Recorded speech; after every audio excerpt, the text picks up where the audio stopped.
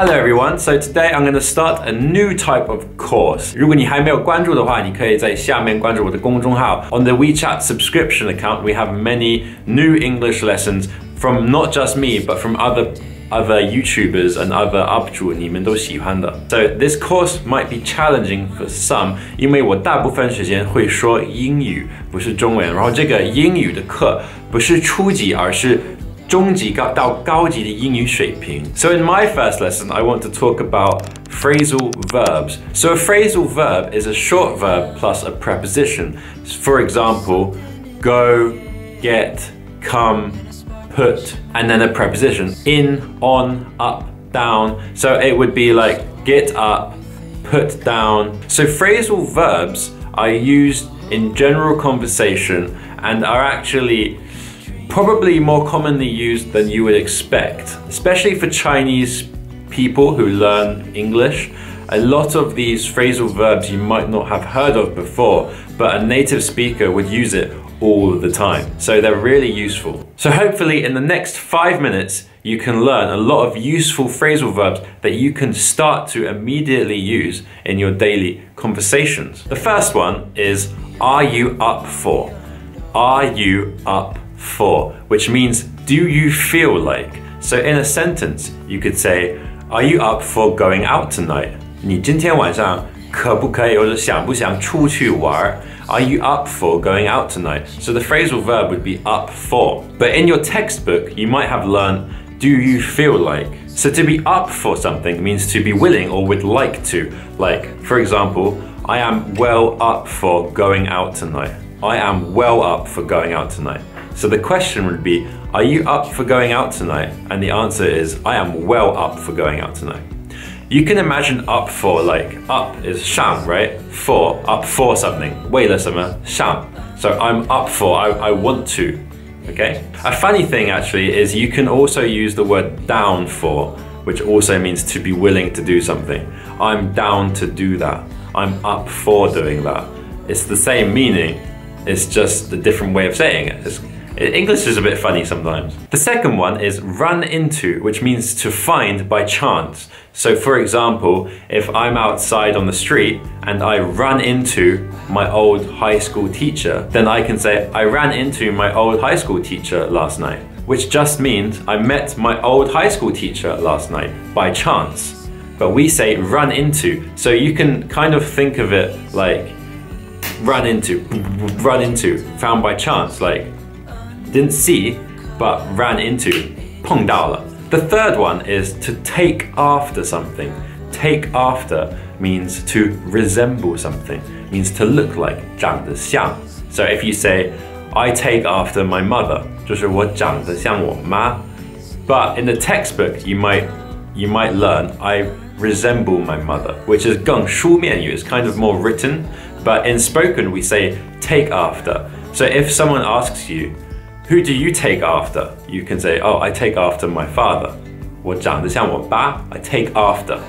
So take is like 拿, right? Take after, 就是拿它后面, like 我拿它的什么什么, 就长得像, 我长得像它. A lot of these phrasal verbs are almost a very physical action, to take after, to run into, to be up for. The third phrasal verb I want to teach you is turn on. So the first meaning is to 打开一个灯, to switch on a light, to turn on a light. And then the second meaning you can say, he turns me on or she turns me on.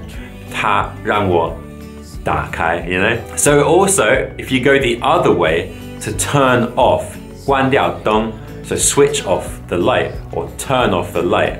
It also means that someone like is unattractive. So she turns me off. He turns me off. So I don't find them attractive. So if you find someone attractive, you can say, she turns me on. If you don't find them attractive, you can say, she turns me off. By finding them attractive, it's very sexual and it's not very polite, but it's just a great example of how a phrasal verb can be used in different ways. The fourth one I really like, it's to get away with something. So to get away with something means to escape without blame. So for example, if you cheated on your exam and the teacher didn't find out, you can say, I got away with cheating on the exam. I got away with cheating on the exam. So get away means to escape, right? Get away with something. Get away with doing something you shouldn't have, but no one caught you. So you got away with it. How did you get away with that? It kind of means like 你是怎么逃避了这个后果? How did you get away with it? How did you get away with it? So when I said get away with, I usually drop the T, so it's get away with. How did you get away with that? Get away with. I drop a lot of T's because I speak quite lazily, so I don't recommend always dropping the T's when you speak English, but for example, like getting away with it, get away with it, get away with it. Most people would drop the T. It just makes you sound more native. The fifth phrasal verb I want to talk about is to put up with something. So to put up with, put means the fa, like put something up, put up with, 就是 it just means 容忍, tolerate. So to tolerate something. So for example, if you have a friend who's on a trip with you and he's annoying you, but you don't want to tell him to go away, you're kind of putting up with him.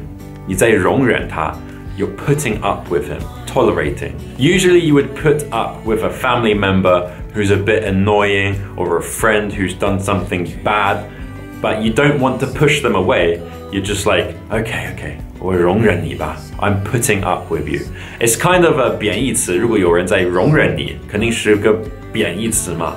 如果你感觉有人嫌弃你, you can say, you don't have to put up with me if you don't want to hang out with me, you know?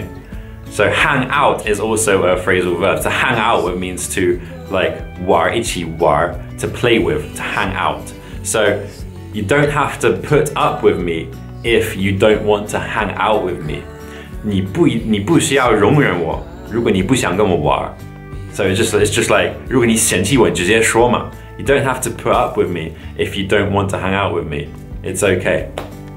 See? So phrasal verbs are used a lot in spoken English, and hopefully you can learn something from this video. And if you have, remember to subscribe to the 公众号 because I'm gonna start doing a lot of videos on there, and a few of my friends will as well. So it will be very useful to any English learners, especially British English learners. OK? 那么今天的视频就先拍到这儿了。如果你觉得有用，可以在下面评论，因为我不知道这种视频你们喜不喜欢，我就感觉这个视频我就没有那么夸张，就比较接地气的感觉。So tell me what you think in the comments, and thanks for watching. 下次再见，拜拜。